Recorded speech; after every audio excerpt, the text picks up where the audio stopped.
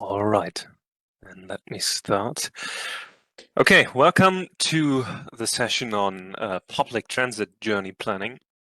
So in the last session, we talked about route planning techniques for road networks, and we saw that with clever pre-processing techniques, we were able to achieve quite fast query times of less than a millisecond, even on continental networks. But of course, the topic of this summer school is public transportation. So what we want to look at now is how do we do efficient journey planning on public transit networks as opposed to road networks. And what we will see in this session is that there are quite a lot of differences in how we handle these networks.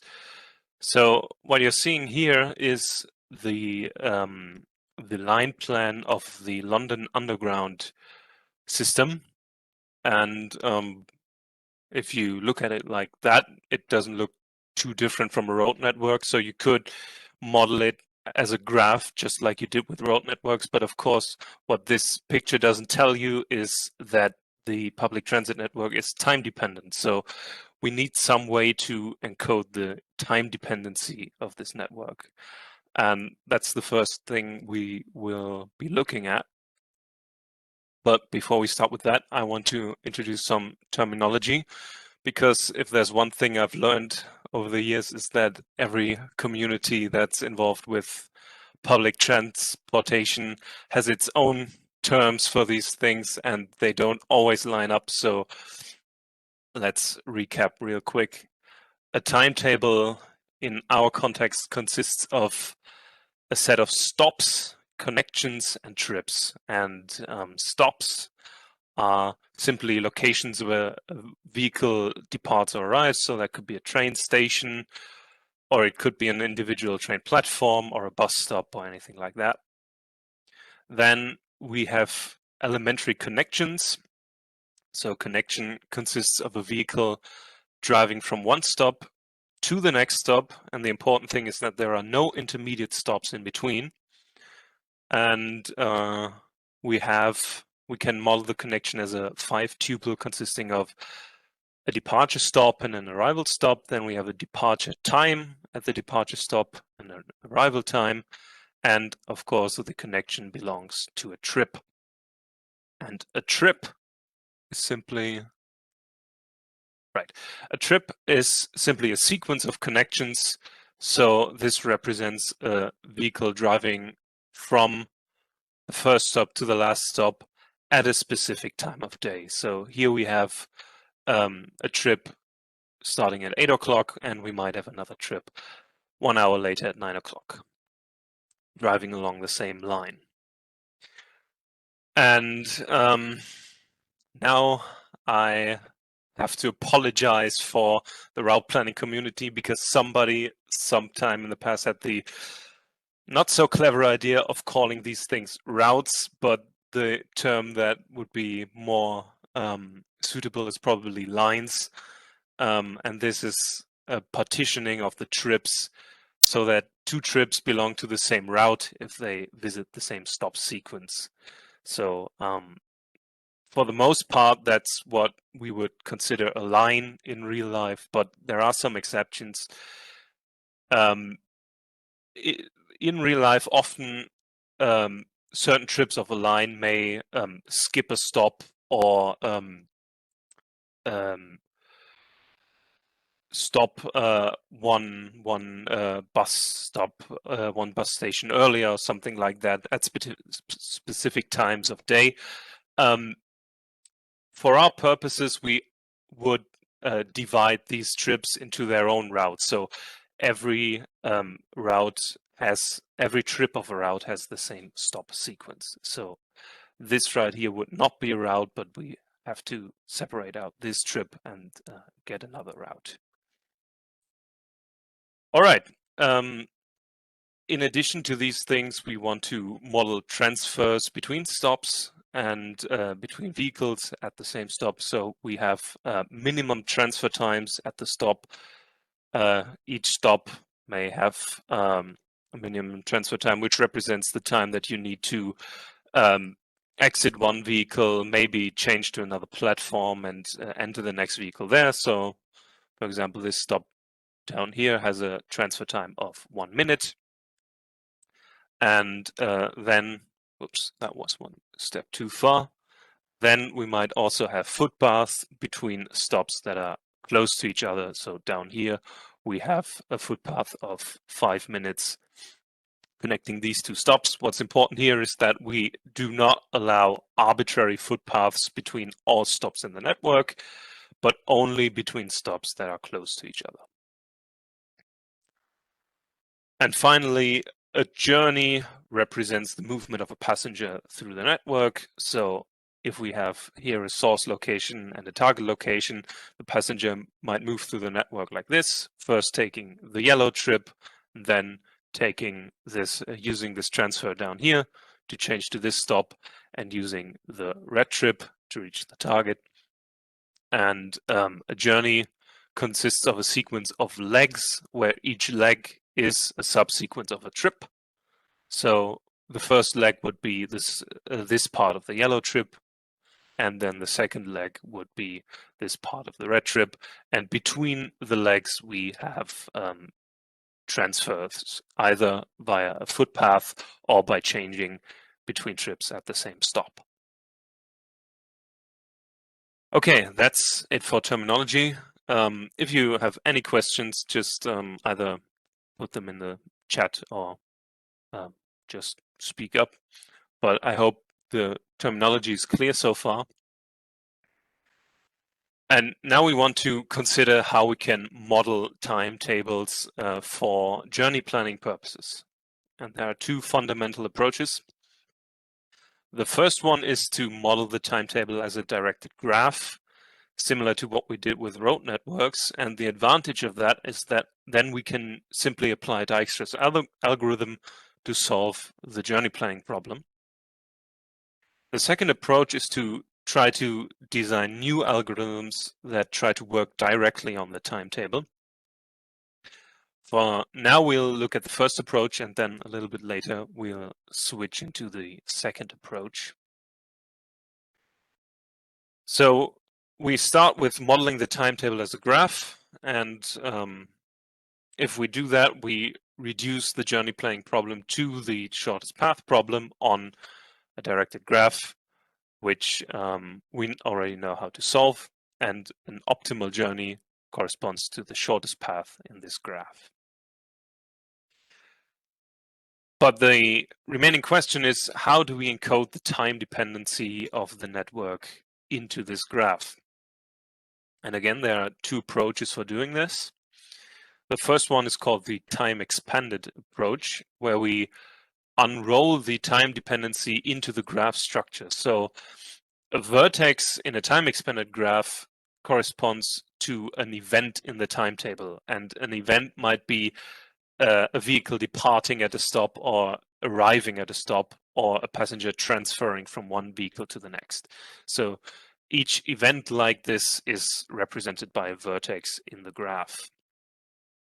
And events are connected with edges if they are consecutive in some way. So either using a connection to transfer from one stop to the next, or transferring between two trips at the same stop, or waiting for a trip at a stop.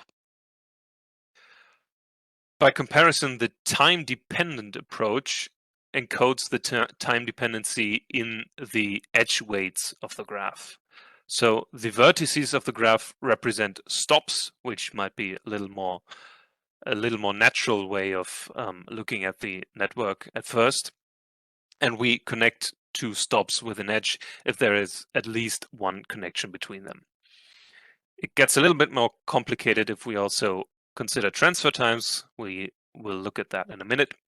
But if we compare these two approaches just on this very abstract level, we can already see that the advantage of the time-dependent approach is that the graph is much smaller because we don't have an individual vertex for each event, but only for each stop in the network. But the advantage of the time expanded approach is that we can use Dijkstra's algorithm as our query algorithm, and we don't really have to do anything clever. Whereas in the time-dependent approach, we need algorithms that can handle the time dependency which we encoded in the edge weights. So let's get a little more specific. For the time-expanded approach, this is how it will look like. So for each connection, we would add 3 vertices, an arrival event, a transfer event, and a departure event. So then we have edges between these events. So obviously there would be an edge between the departure event of a connection and the arrival event of the same connection at the next stop. Then for the arrival event, if it's not the last connection in the trip, if there's another one after it, then we would add an edge to the next departure event of the next connection. So that's what we have over here. This is the layout at one single stop. And here we have one trip arriving with an arrival event, and then the next departure event of the same trip, and an edge between them. And then we have transfer events, which we use for transferring between trips at a stop. So for each departure event, we also have a transfer event right in front of it. And we add an edge from the transfer event to the departure event so we can enter the trip at this location. And for the arrival event, we add edges to the transfer events for disembarking the vehicle at this stop. And this is where we can model the minimum transfer time. So let's say at this stop, we need at least 5 minutes to transfer from one vehicle to the next. So what we would do is we wouldn't connect the arrival event right to the next transfer event, but we would connect it to the first transfer event, which is at least 5 minutes in the future. And that ensures that we cannot transfer from this arrival event to this departure event down here, which might only be 2 minutes into the future. And finally, for the transfer events, we connect each transfer event to the one of the next vehicle that departs at the station. So we get a chain of edges between the transfer events. So we can, if we don't want to enter the next vehicle, we can wait for the one that departs after that by simply taking this edge to the next transfer event.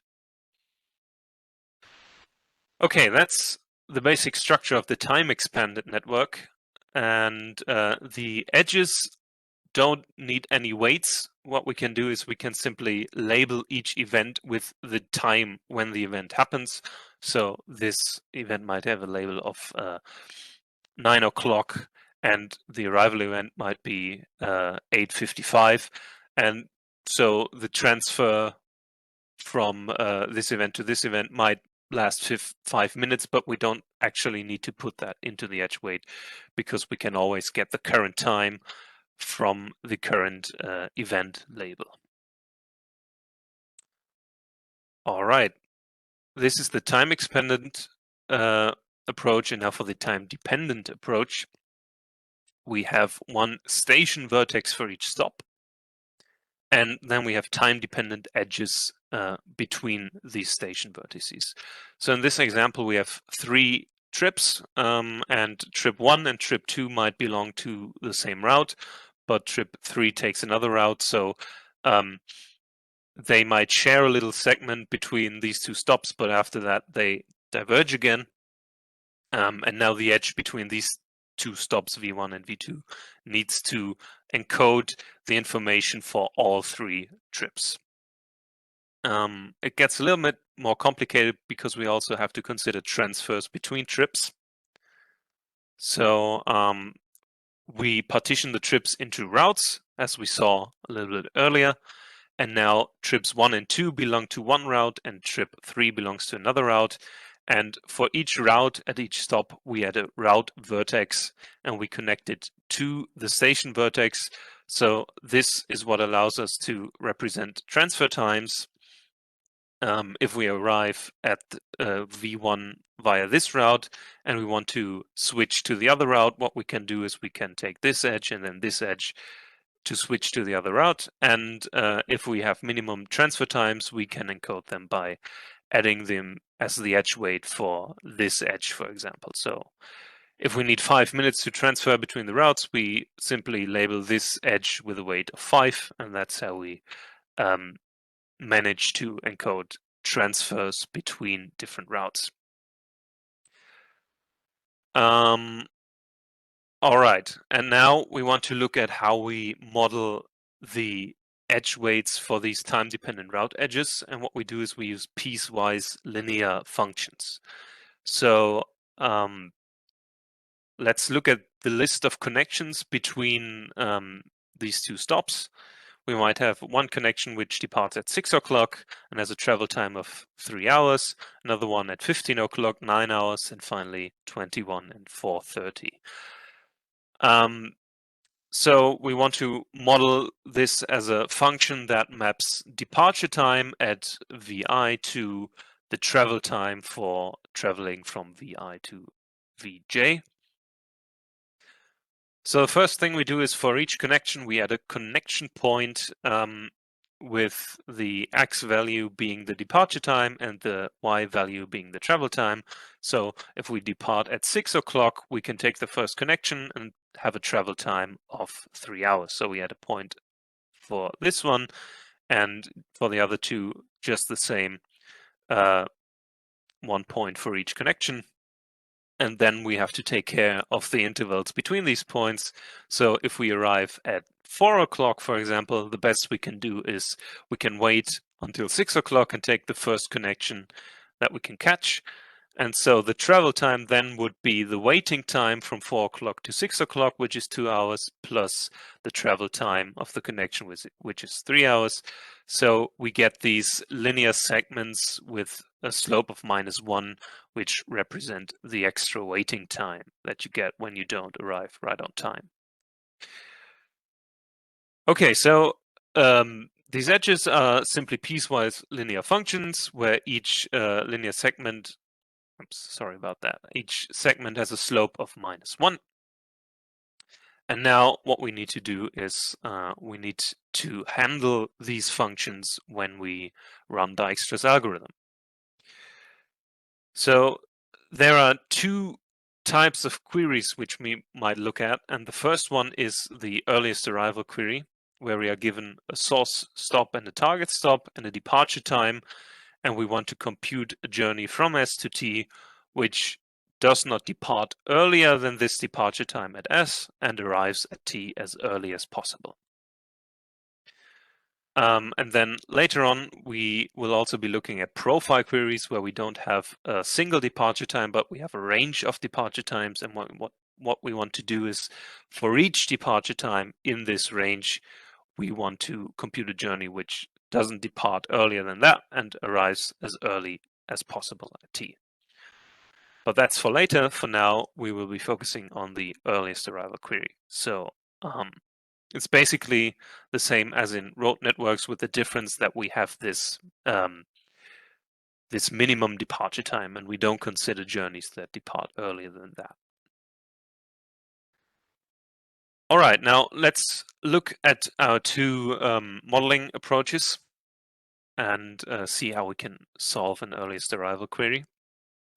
In the time-expanded network, first of all, we have to identify our source and target vertex in the network. For the source vertex, we look at the transfer events of the source stop, and we look for the earliest one with a time that isn't earlier than the departure time that we are given. So let's say we want to depart no earlier than 9 o'clock. We would be looking at the first transfer event that isn't earlier than 9 o'clock, and that's where we would start our search. And then if that doesn't mean that we actually have to take a trip that departs right at 9 o'clock, because if you remember the structure of the transfer events, where we have this chain where we could always transfer to the next event, so we can, in our search, we can also catch later trips by simply going along this chain to the later transfer events. As for the target vertex, it's a little bit more complicated because we don't know it in advance.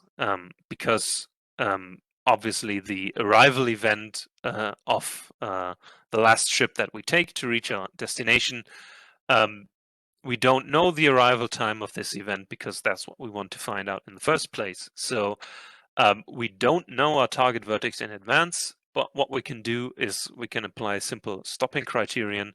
So the first vertex that we settle at our target, because of the way our priority queue works in Dijkstra's algorithm, it's sorted by arrival time. So the vertex we're settling currently, we know that in the next steps in our Dijkstra loop, we will never extract the vertex from the queue which has an earlier arrival time. So we know that the first time we settle a vertex that belongs to T, that's the earliest time that we can arrive at T. So this induces our shortest path to T. So we can simply wait until we first reach an arrival event at T, and that's the only one we need. And after we got that one, we can stop the query.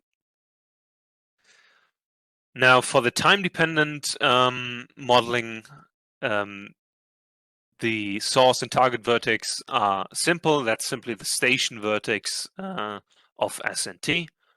And as for our query, we have to run a time-dependent Dijkstra algorithm with our given departure time, and time-dependent in as much as we need to evaluate these edge functions, these piecewise linear functions, which we build.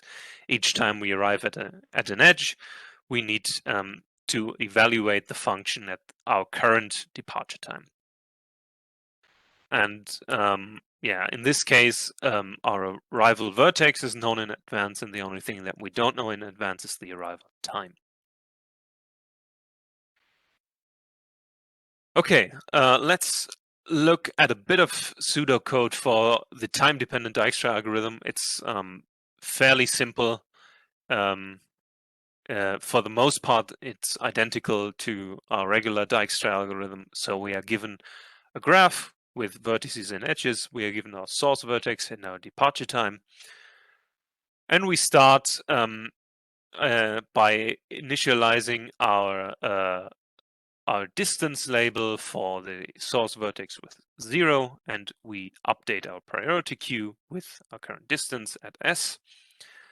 And then we have this loop where we always extract the vertex with the shortest distance from the queue, that's U, and then we relax all outgoing edges from U to another vertex V. And now here's the important part. When we traverse the edge E, we need to calculate the travel time at our current departure time. So we have this edge weight function, which maps departure time to travel time. So we need to identify our current departure time at U, which is the departure time at S, plus the distance we travel to get from S to U. So we evaluate the function at this point, and what we get out of it is the travel time for traversing this edge. And so the arrival time when we arrive at V is the distance to U plus this travel time. And now we can compare this to our current distance to V, and if it's better than the current distance, then we update it and add V to the queue with the new distance. And as I said, the only difference to Dijkstra's to a regular Dijkstra's algorithm is evaluating the edge weight functions every time we traverse an edge. Okay, so that's how it works with graph-based models. We looked at two approaches to model the timetable as a directed graph.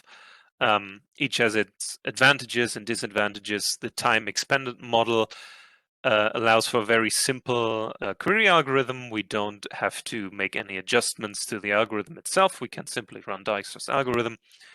The time-dependent approach has the advantage of the graph being a lot smaller, but we have to adapt our Dijkstra's algorithm to handle the time dependencies in the edge weights. Okay, but now we want to get back to what I showed you in the beginning, which is that there is another approach for journey planning on public transit networks. And the problem with these graph-based models is, even in the time-dependent model, these networks have a lot of are fairly large, have a lot of vertices and edges. Even in the time-dependent model, we needed one route vertex for each route and each stop. So these networks get quite large, and there's also the overhead for using the priority queue. The problem with that is that in a priority queue, we tend to jump around in the network. So we always pick the vertex which with the minimum distance, which a lot of the time will be we will be jumping around. So we might have vertices in the queue which are at very different locations in the network, but they have very similar departure or arrival times. So we will be jumping around from one part of the network to another part of the network, then back to the original one, with each step in Dijkstra's algorithm. And the problem with that is that it has very bad memory locality. So usually we expect that each time we jump to a different vertex, we need to invalidate our cache and load a new cache line with the vertex we're looking at. Whereas what might be more efficient is if we start with scanning a line, then it might be more efficient to simply finish scanning that line before we jump to another part of the network where we have a vertex with a similar arrival time. So that's what we will be looking at in a minute, is that sometimes it's more efficient to not to advance through the network in increasing order of time, but to scan parts of a line consecutively before we switch to another part of the network. And finally, the timetable structure is hardly exploited. Basically, we try to abstract away everything we know about the structure of the network. We put it into a graph, and then we work on that graph, and we forget everything that we knew about how the timetable is structured in the first place. So what we want to look at now are algorithms that try to exploit the timetable structure of the network a bit more cleverly. And the first algorithm we'll be looking at is called the connection scan algorithm. And that's a very simple algorithm. Just as a reminder, we saw at the beginning of the session that a connection represents a vehicle driving from one stop to the next without any intermediate stops, and we can model it as a 5-tuple consisting of a departure stop, an arrival stop, departure time and arrival time, and the trip that the connection belongs to. And now the idea of this algorithm is that we have a very short, very simple pre-processing phase where we take all the connections in the entire network and we sort them in increasing order of departure time. And then our query algorithm consists of relaxing all these connections in this order. And I'll show you what relaxing means in a second. But the idea is that we simply sort all these connections, then we have a list of sorted connections, and we iterate over this list. We do a very simple operation for each connection, then we move on to the next connection and so forth. So the algorithm basically is just iterating once over this list of connections, performing very simple operations, and then we're done. So we need two simple data structures to do this. The first one is the tentative arrival time at each stop. And then for each trip in the network, we need a reachability flag, which tells us if we've already managed to enter this trip or not. And now relaxing a connection consists of two steps. The first one is that we check if the connection is reachable. So there are two ways that a connection might be reachable. The first one is that we might be able to enter the trip at the departure stop of this connection. So we look at the tentative arrival time of the connection at the departure stop, and then we compare it to the departure time of the connection itself.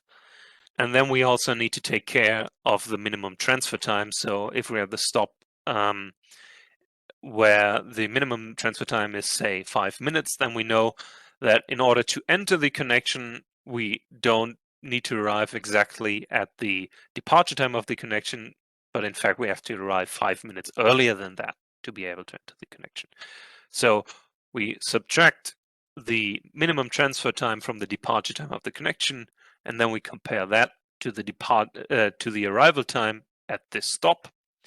And if it's smaller than that, that means we can enter the trip at this connection. So that's one way to enter the trip, and the other way is that we might already be sitting in the trip because we entered at an earlier connection, and that's what we use the reachability flag for. So if this flag for the trip of the connection is set to true, then we know that we're already in the trip, even if we might not be able to enter it at the current stop. Okay, and after we checked if the connection is reachable, we look at what we can do with that connection, and we can do two things. We can stay in the trip. So if the reachability flag of the trip isn't already set to true, we can set it to true right now.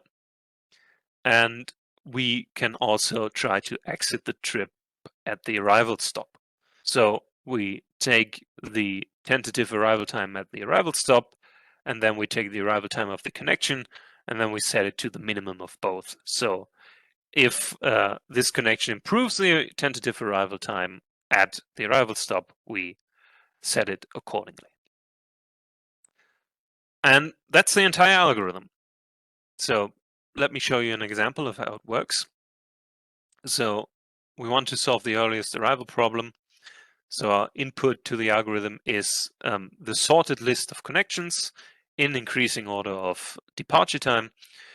We have a source stop and a target stop and a departure time, and we want to compute the earliest arrival time at the target stop. So down here we have the arrival times, the tentative arrival times at each stop, which are infinity at first. Above it, we have the transfer time at each stop, and then we have the sorted list of connections, and each connection consists of these 5 values: departure stop, arrival stop, departure and arrival time, which we'll fill in right now. And then we have a pointer to the trip that the connection belongs to. And then down here, for each trip, we have the reachability flag, which is false at first.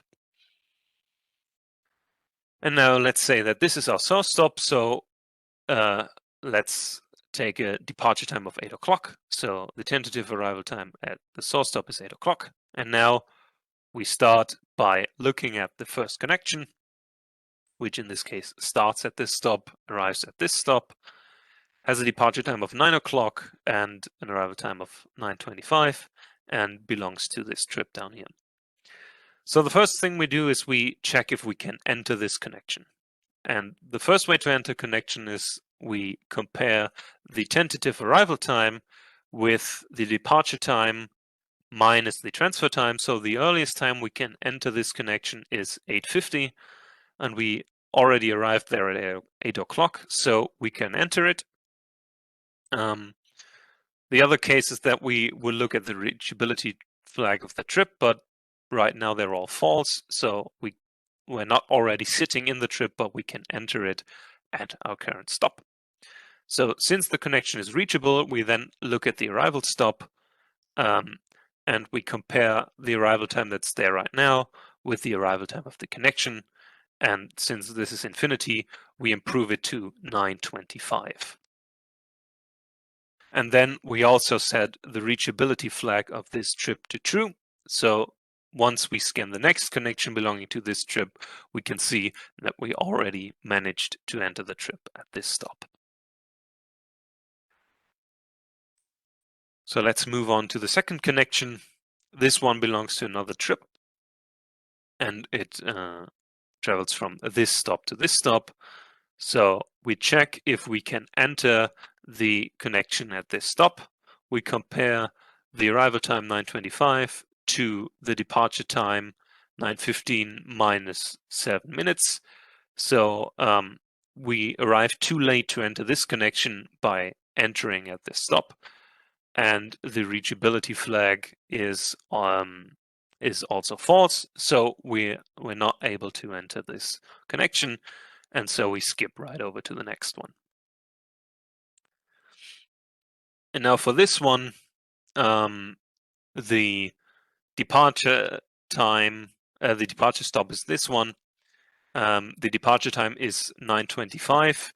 The arrival time is also 9:25, but we need to observe the transfer time, which is 7 minutes. So we're too late to enter the trip that way, but we look at the reachability flag, which is set to true.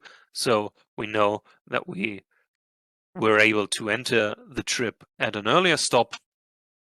And so we can look at the arrival stop and improve the arrival time there to 9:55.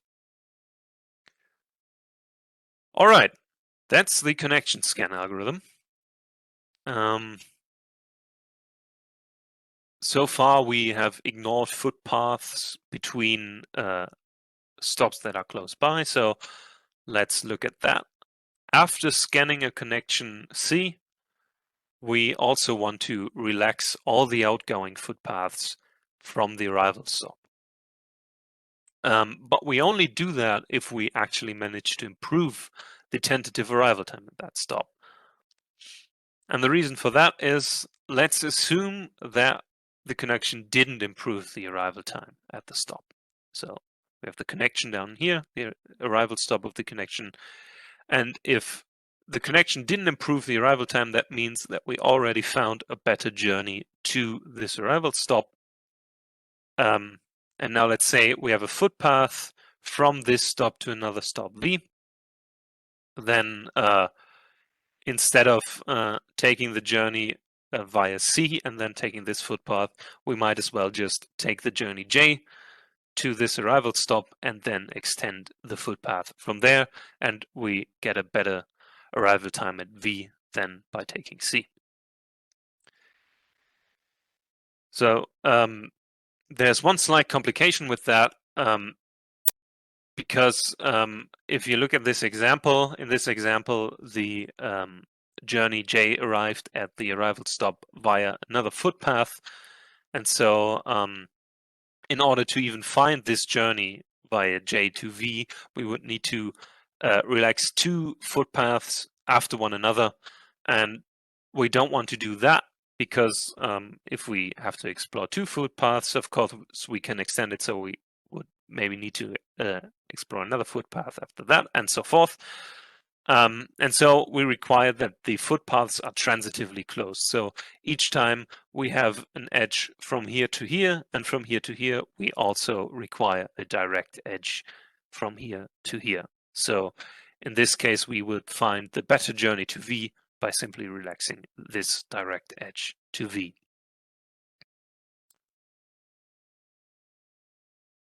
Okay, and now some simple improvements to the algorithm so far we've scanned every connection in the network, starting at the earliest one, ending at the latest one. We can do a little bit better than that, because we know that any connection that departs before our minimum departure time obviously cannot be used. So what we can do is we can start a binary search to find the first connection that departs after our minimum departure time, and then start the connection scan at this one and ignore all the ones that come before that. And similarly, we can apply a stopping criterion, because once we've arrived at the target, we know that all connections that depart later than that will never be necessary. So we can terminate the scan once the current connection has a departure time that's later than the tentative arrival time at the target. All right, and that's it for the connection scan algorithm. It's a very simple algorithm. If you were to implement it, it's maybe something like 10 lines of code for the main loop, so excessively simple. And the big advantage over Dijkstra's algorithm is that if we go back to this visualization, it's very cache efficient. So because you simply take the sorted list of connections and iterate over it in order, all you have to do is you have to iterate over this this list, and so you most of the time you know that once you're finished with one connection, you've already loaded the next connection into the cache, and only once you've finished the current cache line, then you have to load the next one and continue from there. So it's very cache efficient, and that's what makes it so fast. We'll be looking at some actual running times a bit later, but first I want to introduce another algorithm. All right, so let's continue with multi-criteria optimization. Let me give you a little example. So far, we only looked at journeys. We only tried to find the journey with the earliest arrival time. But if you look at this query here, which goes from King's Cross station in London to Waterloo East, I think it is, there are two options here, and the fastest one would have a transfer to another vehicle right over here with a little bit of walking in between, and then we go down here and have another transfer right here, and we arrive at 11:08. And there's also another alternative which just takes one subway line directly from King's Cross to Waterloo East, and it arrives 1 minute later, but it doesn't require any transfers. So I would assume that most of you would prefer this one to the right, and so would I. So I think that makes it clear that looking only at the earliest arrival time isn't enough. We need to take the number of transfers into account as well. So we want to compute good journeys for arrival time and number of transfers. And so we might ask ourselves what a good journey is in this case. And what we do is we look at Pareto optimization. So let's say we have a number of journeys and we plot them according to the number of transfers that they use and their arrival time. And this is what we get. We have a large number of journeys. And now let's compare, say, this journey to this journey. So the one to the right here has more transfers and also worse arrival time than this one. So this one is never relevant. Each time we have a journey that is better than this one in both criteria, we can discard it. So basically, the gray area in this drawing, everything that's within this gray area, we say it's dominated by one of these journeys down here. And the ones that are left over, if we compare each of them to each other, then always one of them will be better in one of the two criteria and the other one will be better in the other one. So we can compare these, but we can discard the ones that are worse in both criteria. Formally, if we are given two journeys, J1 and J2, we say that J1 dominates J2 if J2 is not better than J1 in any criterion. So, and if that's the case, then we can discard J2 because J1 is at least as good in all criteria. And we call a journey Pareto optimal if there is no other journey which dominates it.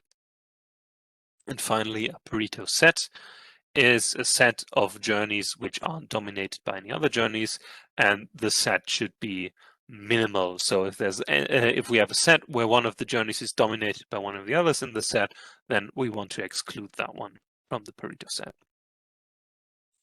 And just to give you a small example, we have 4 journeys with arrival time and number of transfers as criteria.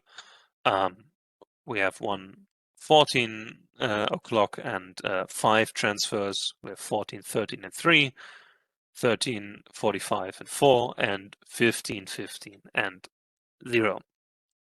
And now, if that is our set of journeys, I'd like to ask you to tell me which of these are Pareto optimal and what the Pareto set will be for this collection.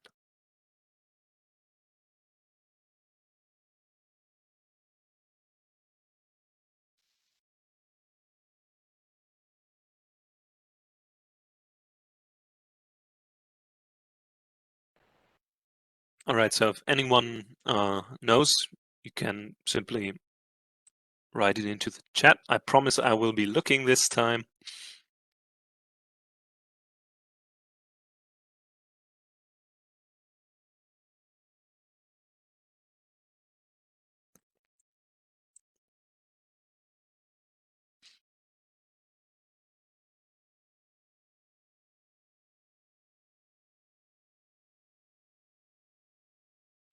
The first one is dominated by the third one. So the third one has arrival time 13:45, better than 14, and 4 transfers better than 5. So that's right. The first one is dominated.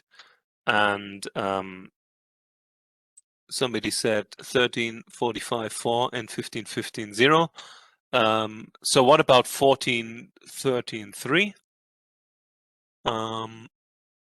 If we compare that to the other two, then we see it has fewer transfers than that one, so it's not dominated by that one, and it has a better arrival time than that one, so it's not dominated by that one either. So these 3 are the Pareto optimal ones in this case. All right, so that's what we want to compute, and the important question is, how do we compute this efficiently? And the algorithm I want to present you for this scenario is called Raptor. And let me start with the requirements that we pose to our algorithm. For one thing, we want to compute Pareto sets at least for arrival time and number of transfers, as we discussed right now. We want to try to exploit the timetable structure explicitly. So we don't want to use a graph-based approach, but we want to try to operate directly on the set of routes and trips. We want to be able to extend it for additional criteria. So other criteria we might want to look at are fare zones. So we can calculate the price of the journey, or we might want to look at transfer reliability. So we want to prefer journeys where we're sure that we actually have enough leftover time so we catch the next trip even if our first one is delayed.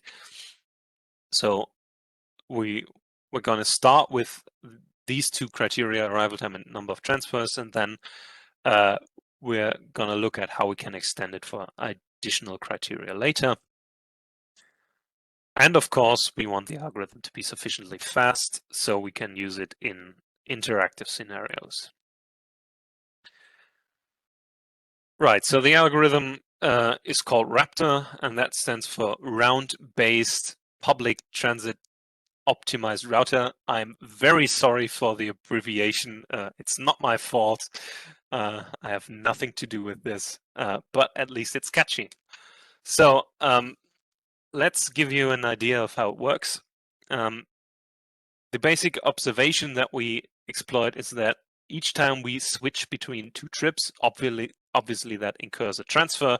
And since we want to minimize the number of transfers, we know that each time we do a trip switch, we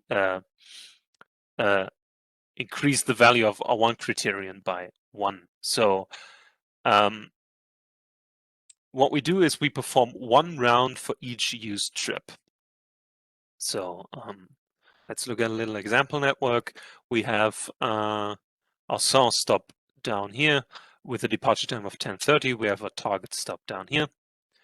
And we perform one round for each used trip. So round K computes arrival times with K trips at all stops. So let's start with one trip. So if we want to compute all optimal journeys that use one trip, we start at S and we look at all routes or lines that we can enter from there, and we scan them. So what we would do is basically we start with this line, which moves that way in this example, and so we would enter the line at this point and then simply traverse the line from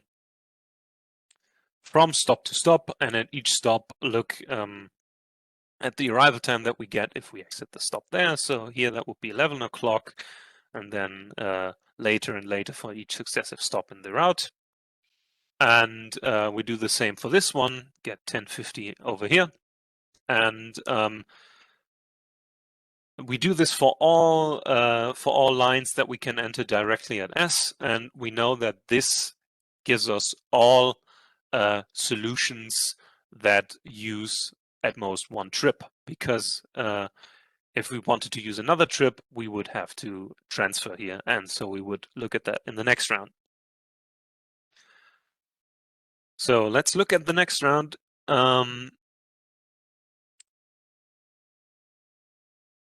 We have this route over here, whoops, which crosses this stop, which we looked at in the first round.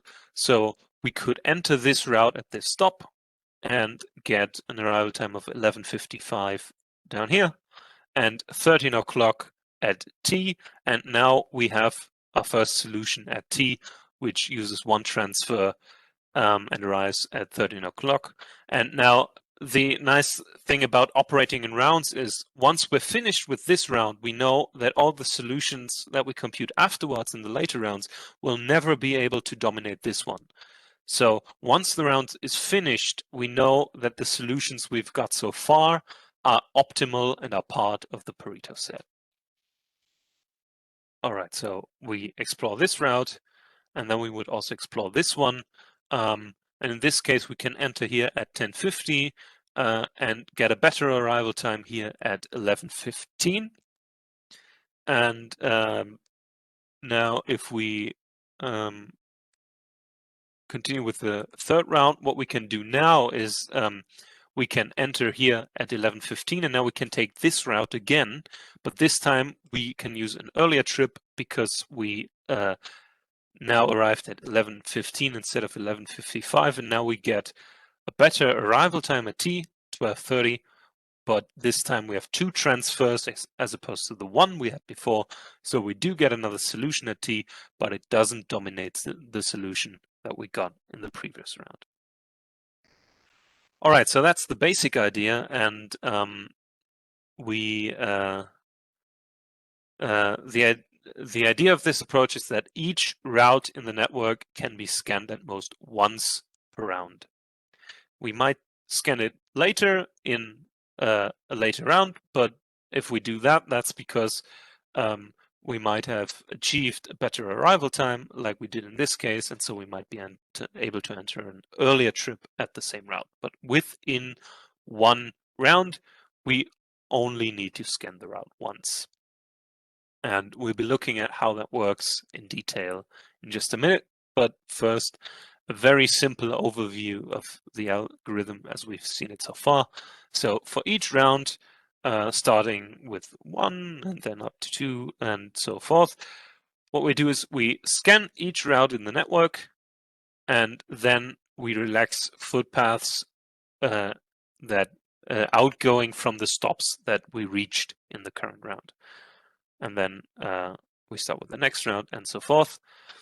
And an open question is, when do we stop? So far we've done it very naively. We simply scanned each route in the network. We'll be looking at how to do that a bit more cleverly in a minute. And for that, we'll look at how the route scanning phase works in detail. So for each stop in each round, we maintain one arrival time label. So that's the table that we have down here. So this is for some round k-1, and this is one entry for each stop in the network. And so this entry here means that if we use up to k-1 rounds, we can arrive at this stop with an arrival time of 9:16. And we have that for each round that we've performed so far. And now let's say we're finished with round k-1, so we know that these arrival times in this row of the table are finalized. We won't be improving those anymore, but we might still improve the arrival times of round k. And let's pick this route here and scan it in round k. So what we do is we iterate over the stops of the route in order, and we maintain the so-called active trip, which is the earliest trip along the route that we've been able to enter so far. So at the start, we haven't entered anything yet, so we don't have an active trip yet. And now we start iterating over the stops, starting at this one. And at each stop, we perform two steps. First, in case we've already entered the route at an earlier stop, we might want to exit the route at this stop to improve the arrival time at the current stop. But since this is the first stop in the route, we'll skip that for now. And instead, we're going to be looking at trying to enter the route at this stop.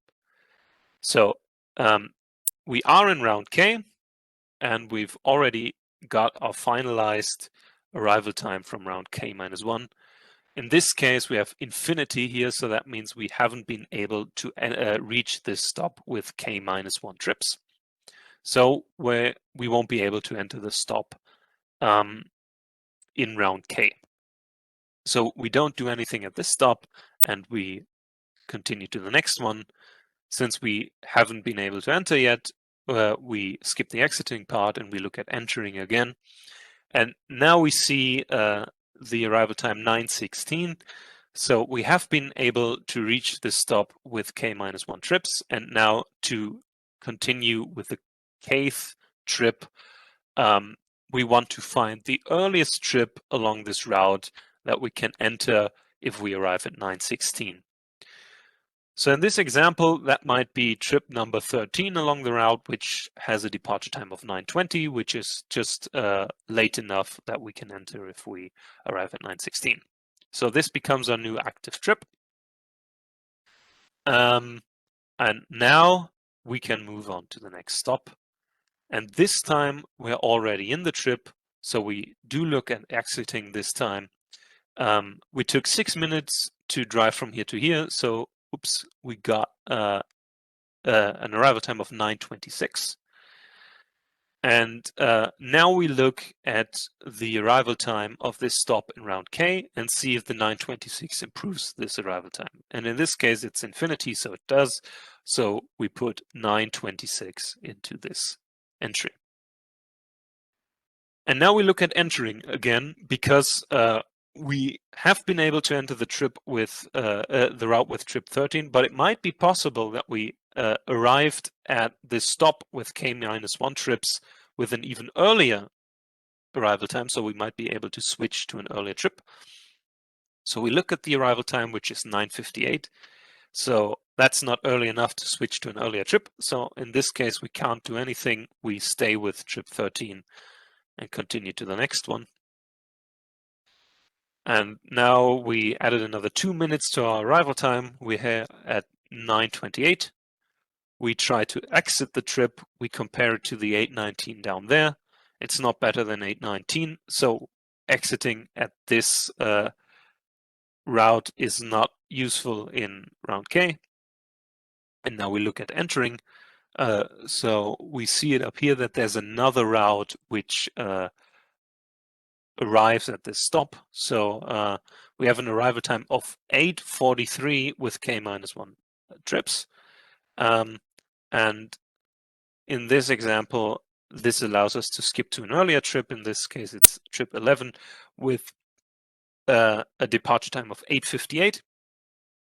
So we improved our active trip, and now we continue onward. In this case, at this stop, exiting the trip isn't useful either, because we already arrived there at 7:12. Right, that's what I skipped on the previous stop. So the reason we already have an arrival time listed here is because, of course, that's not the only route that we'd scan in round K. There's another route arriving here, which we might have already scanned before we got to this one. And in this case, the other route already achieved a better arrival time than the one we got here. So in this case, we don't improve the arrival time. But we do improve the active trip from 9:03 to 7:33, and so we continue with an even earlier trip, and so forth. And now here we can improve our arrival times in round K again. And so as we traverse along the route, our active trip can only become better and earlier than it did before. And yeah, that's what we do to scan the route. We iterate over the stops, and at each stop we check if we can improve the arrival time in round K, and we check if the arrival time from round K-1 improves our active trip. All right. Now for the other question, which was how do we decide when to stop? So the obvious part is that not all routes will be reached in each round. So for example, in this network, in the first route, we can only reach this route. We can't reach any of the other ones. Then we would reach these two stops. So in the next round, we would take these two, but this route we still cannot reach, and we have to wait for the third round to reach this one.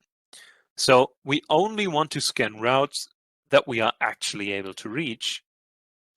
And we also only want to scan those parts of the routes that we are able to reach. So in this example over here, if we look at this route, this one has stops, earlier stops before this one. We can't reach these ones. We can only enter here and then reach the ones which start from there. So we don't want to scan that part of the route either. We want to start at the first stop that we reached. So what we do to achieve that is during the route scanning phase, each time we improve the arrival time of a stop, we mark it as improved. And then when we start the next round, we only scan routes that visit stops that we marked as improved. So in this case, these would be these two over here. We mark these as improved. So we see that this route and this route visit these stops, so we scan them, but this one doesn't, so we don't scan it. And for each route, we start at the first marked stop. Okay, so let's go back to our overview. We now have 3 steps in each round. The first one is that we collect all routes that visit stops that we reached in the previous round. Then we scan those routes. Then we relax footpaths. And during the scan and the footpath relaxation, we mark stops that we improved. And then we repeat it all over again.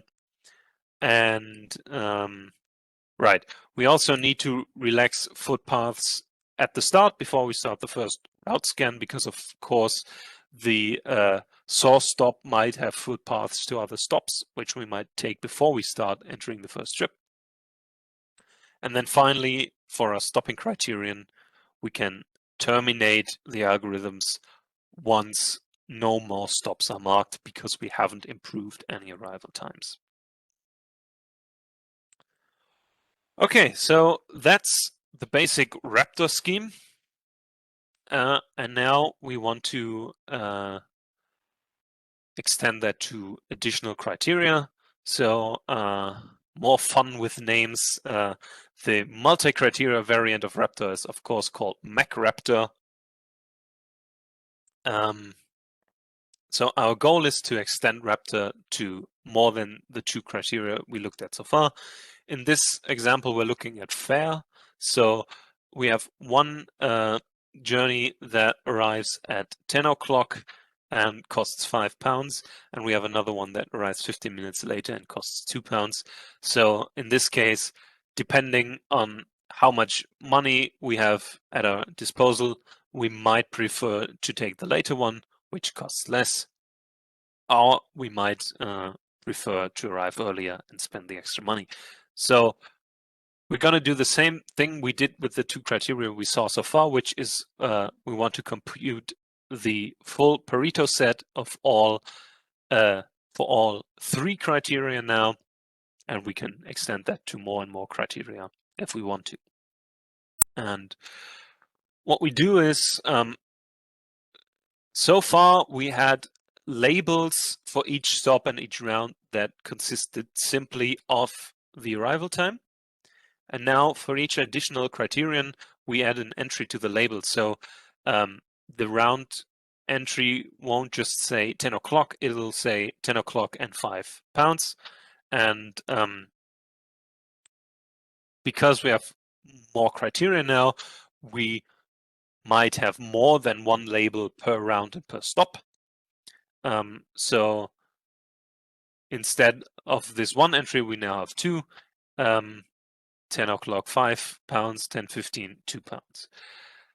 And now during the route scan, we don't just have one label that can enter the route and can find an active trip, but if we arrive at a stop and now we want to enter at that stop, we might have let's say 2 labels sitting there, and both of those might be able to enter the trip, but the route, but because they have different arrival times, they may be able to reach different trips. So the 10 o'clock arrival might be able to take the trip that departs at, say, 10:05, but the 10:15 one will have to wait for the next one. So for each label that we have at the stop, we need to maintain that during the route scan, and we need to figure out what is the active trip for this label.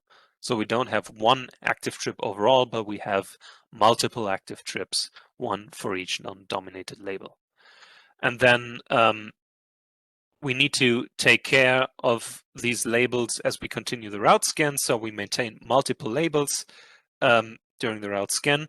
And now each time we try to exit at a stop, we will merge the labels we've got along the route into the set of labels at the stop. And some of these labels might be dominated by other labels.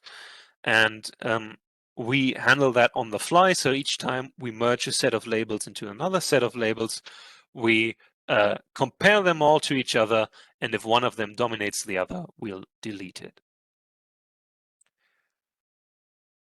Okay, so that's the basic approach. And now let me give you an example, which is fare zones. What we're seeing here is the fare zone map of the London Underground. So we have these rings around the city, and the fare depends at least in some part on how many of these fare zones we cross during our journey. But the problem is that in reality, fare zones are usually a lot more complicated than that, and there's a lot of special cases that we have to keep in mind, and it's very difficult to handle fare directly during the algorithm, and so we don't do that, but we use the set of fare zones as an approximation. So we compute all possible combinations of fare zones that we can achieve, and then we filter out solutions that aren't optimal during the post-processing. So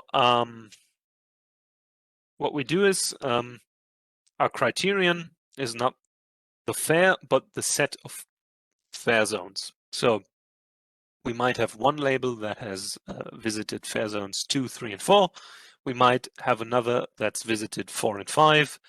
And we say that a label dominates another one if the set of fare zones is a subset of the other set. So let's look at this one. Here we have a label that has visited these two innermost fare zones, and we have another one that has visited these two as well, plus the outer one.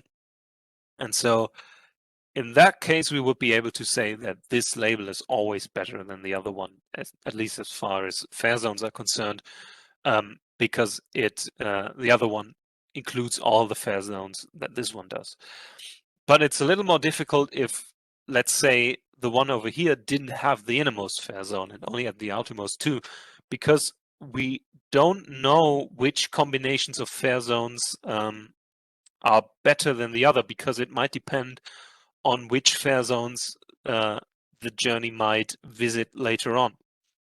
So we say that we only have this very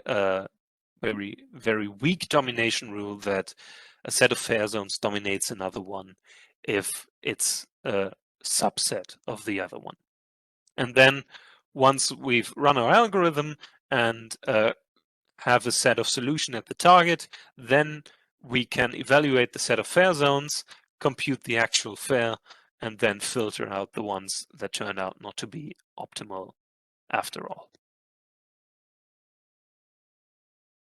Okay, so that's multi-criteria optimization. Now I want to show you another extension of Raptor for profile queries. So I talked about profile queries very quickly at the start of the session.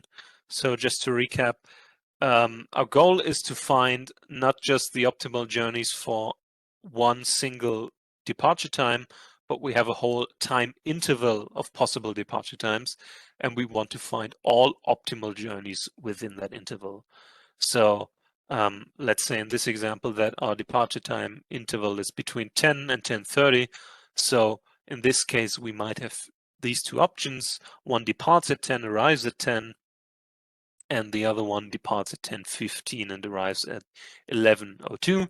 So if we say we want to depart at 10, then we would take the purple one. But if we want to depart later than that, we would have to take the blue one, which arrives a bit later. All right, so one way to solve that problem would be to use MacRaptor and use departure time as a third criterion. So a journey is better according to departure time if its departure time is later. Because of course, if you say you want to depart at 10 o'clock, you can always take the solution at 10:15. But if you say you want to depart at 10:15, then the one at 10 o'clock becomes infeasible. So that's one possibility, but we can do better than that. And this approach is called RRaptor. The R stands for range, because another synonym for profile queries is range queries. So that's where the R comes from. What we do is we look at all trips that depart at our source stop S, within the time interval that we're given. And we collect all of these departures in a set D.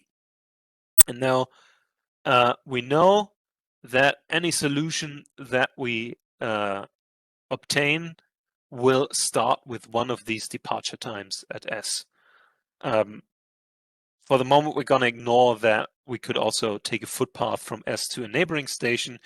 In that case, we would have to bear in mind the departures at the neighboring station as well, but let's ignore that for now, and let's say there are no footpaths from S to a neighboring station. So we collect all possible departure times at S, and we know that all valid solutions must start with one of these departure times.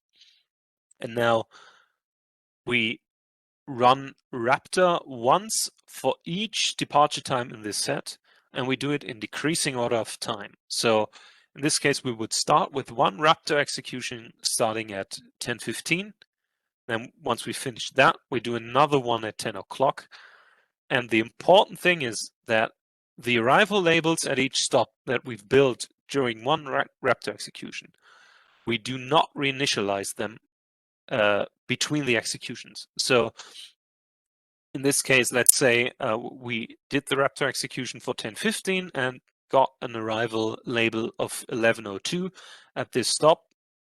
And when we do the next Raptor execution, we don't reset that to infinity, but we let it stay at 11:02. And this leads to an effect which we call self-pruning, which is that if we have a journey that departs earlier but arrives later than another one, these arrival time labels which we retained will prune it. So let's imagine that the purple journey doesn't arrive at 11 o'clock, but that it arrives at 11:05, because in that case, the blue one would always be better than the purple one, regardless of our departure time. And in that case, we would want to discard the purple one. And since we retain the arrival label of 11:02 at this stop, the moment we reach that stop with the Raptor execution for 10 o'clock, we would see that we already have an arrival time of 11:02 down there.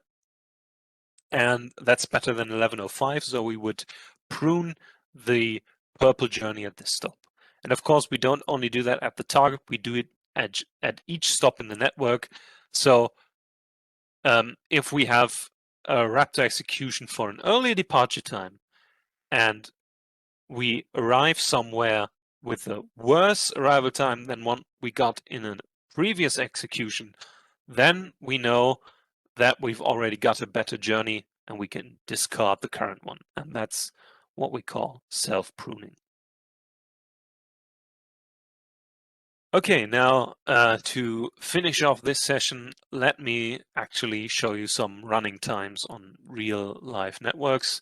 And we're going to be looking at the London network, which we saw in examples a few times so far. So this is the network of the Greater London region, which contains all the timetable information for one Tuesday, and it includes all the tube stations, bus stations, DLR, tram. Overall, it's got a little over 20,000 stops, and it's got over 2,000 routes with 133,000 trips. So that's pretty large. It's got over 5 million connections in that one day. And now we're going to be running a few algorithms, and for each algorithms, we will pick 10,000 random source and target vertices and run a query between them. And then we're going to average the running time for these 10,000 queries. Okay, now let's start with Dijkstra's algorithm using optimizing only arrival time. And I think, yes, I'm sure that this is the time dependent approach. So I also looked at the time expanded approach earlier. I don't have running times for that one, but I can tell you that the time-dependent approach is faster. So for the time-expanded approach, I would expect maybe something like, I don't know, 25 to 30 milliseconds. So this one takes 14 milliseconds on the London network. Now the connection scan algorithm, which also only optimized arrival time, is a lot faster than that. That's only 2 milliseconds. So you can see, even though the connection scan algorithm scans all the connections in the network between the departure and the arrival time. So if you have a short range query, let's take a Germany network, for example. If I wanted to travel from here to Pforzheim, the connection scan algorithm would be relaxing all connections in the entire Germany network, even the ones in Hamburg. And even though it does all of that, and that's very wasteful, it's still much faster than Dijkstra's algorithm, because the increased cache efficiency is such a big advantage compared to Dijkstra. So we get a speed up of 7 on the London network. And if we're looking at optimizing both arrival time and number of transfers, we have an algorithm called MLC, which is basically a multi-criteria version of Dijkstra, which takes 67 milliseconds. There's a slightly more efficient algorithm called layers Dijkstra, which I didn't show you, which is a bit faster than that. And then we have Raptor, which again is a factor of almost 10 faster than the Dijkstra approach for these two criteria. If we add fair zones as a third criterion, the running times become much higher, and part of the reason for that is that the number of journeys becomes much higher. For arrival time and number of transfers, we have an average number of journeys of 2 per query. And the more criteria we add, of course, the larger the Pareto set becomes. So for fair zones, we already have 9 journeys on average. And maintaining all these large Pareto sets becomes increasingly expensive. So the Dijkstra variant has a running time of 400 milliseconds, and the multi-criteria version of Raptor is about a factor of 4 faster than that. So still quite a large advantage, but the query times are getting slower and slower as we include more criteria. And finally, for the profile queries, there's a graph-based approach which I didn't show you, which also doesn't optimize the number of transfers. That takes about 200 milliseconds. If we do what I suggested at first, which is to use MacRaptor and include the departure time as a criterion, then we also optimize number of transfers, and we get about 250 milliseconds. And finally, we have RRaptor with the self-pruning approach, which improves that to about 87 milliseconds. So it's twice as fast as the graph-based approach, even though it optimizes one more criterion. All right, that's it for public transit journey planning. In the next session, we're gonna be bringing back some of the things we saw in the session before about routing on road networks, and then we're going to be combining both of these to handle multimodal networks. But for now, that's it for that session. And if you have any further questions, now's the time to ask them.